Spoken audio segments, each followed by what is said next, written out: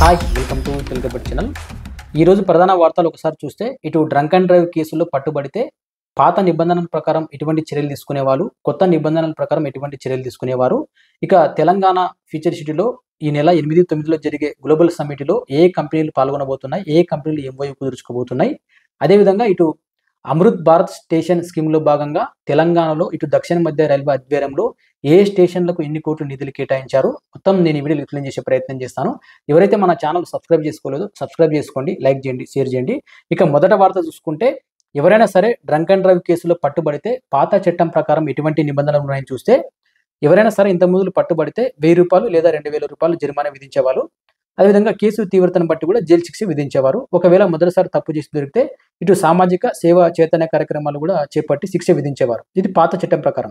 ఇక కొత్త చట్టం ప్రకారం చూసుకుంటే ఇటు 2019 ప్రకారం కూడా మద్యం దాగి బండి నడుపుతూ పట్టుబడితే ₹10,000 జరిమానా, అదేవిధంగా కేసు తీవ్రతను బట్టి కూడా 6 నెలల వరకు జైలు శిక్ష విధిస్తారు. ఇక 3 ఏళ్లలో మరోసారి పట్టుబడ్డారనుకో ₹15,000, అదేవిధంగా 6 నెలల వరకు జైలు శిక్ష విధిస్తారు. సో చూశారు కదా, ఇటు కేంద్రం అదేవిధంగా రాష్ట్ర ప్రభుత్వం ఆధ్వర్యంలో కూడా ఇటు ఆర్టీఏ వాళ్ళు అదేవిధంగా పెద్ద ఎత్తున కూడా కఠినమైన చర్యలు తీసుకుంటున్నారు. ఎందుకంటే ఈ మధ్య కాలంలో కర్నూలు చూశారు కదా, ఎగ్జాంపుల్ తీసుకున్నా, అక్కడ బైకు మద్యం మత్తులో తాగి అక్కడ బైకు నడపడం వల్ల ఒక వ్యక్తి కింద పడిపోయాడు. అక్కడ అదే ప్రాంతం గుండా బస్సు వెళ్తుంది. ఆ బైక్ను ఢీకోవడం వల్ల దాదాపు ఆ బస్సులో మంటలు చెలరేగి 20 మంది మరణించారు, దాదాపు 40 మంది గాయాలపాయాలని తెలుస్తుంది. సో ఈ విధంగా ఇవన్నీ ఎంత నిబంధనలు ఉన్నా ఇవన్నీ గవర్నమెంట్కి ఎప్పటికప్పుడు నిబంధనలు చేంజ్ చేసుకుంటే మంచిగా ఉంటుంది. ఎందుకంటే ఇప్పటికే చాలా మంది డ్రంక్ అండ్ డ్రైవ్ కేసుల వల్ల కానీ అతివేగం వల్ల కానీ చాలా మంది మరణిస్తున్నారు. వాళ్ళు మరణించడం కాకుండా ఇతని వాళ్ళని కూడా చంపే ప్రయత్నం చేస్తున్నారు.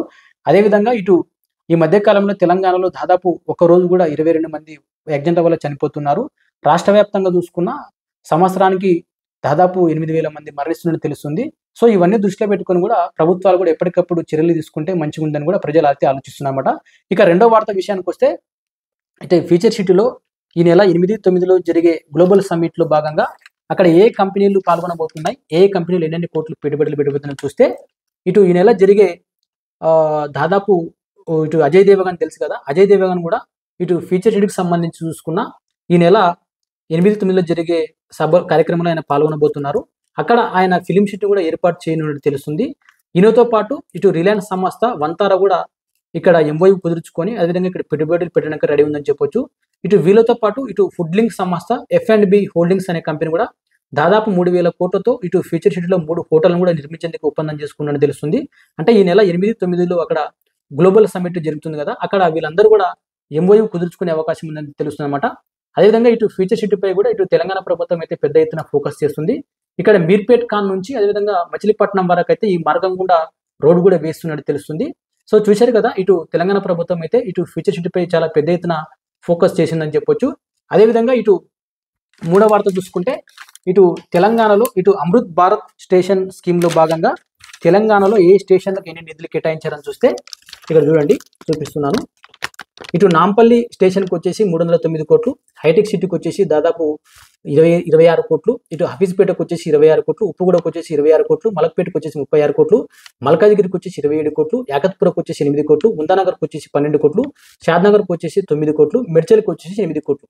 సో ఈ విధంగా అయితే ఇటు అమృత్ భారత్ స్టేషన్ స్కీమ్లో భాగంగా కేంద్రం అదేవిధంగా దక్షిణ మధ్య రైల్వే అయితే ఈ విధంగా ఈ స్టేషన్లకు డబ్బులు కేటాయించడం జరిగింది. ఈ మధ్య కాలంలో ఇటు బేగంపేటలో ఈ రైల్వే స్టేషన్ కూడా పనులు కంప్లీట్ అయ్యి ఇక్కడ ప్రారంభించారు.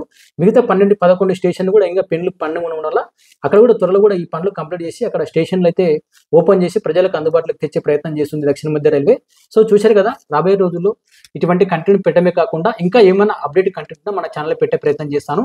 ఎందుకంటే మన ఛానల్ మీరు ఒకసారి చూడండి, జనరల్ న్యూస్ అదేవిధంగా ఉద్యోగులకు సంబంధించి కానీ నిరుద్యోగులకు సంబంధించి కానీ రైతాంగానికి సంబంధించే వార్తలు ఉంటాయన్నమాట. ఇటువంటి కంటెంట్ పెట్టాలంటే మీరు నా మీద ఫోకస్ చేస్తే నేను కూడా ఇటువంటి కంటెంట్ మీద ఫోకస్ చేసి మన ఛానల్ పెట్టే ప్రయత్నం చేస్తాను. థ్యాంక్స్ ఫర్ వాచింగ్ తెలుగుబట్ ఛానల్.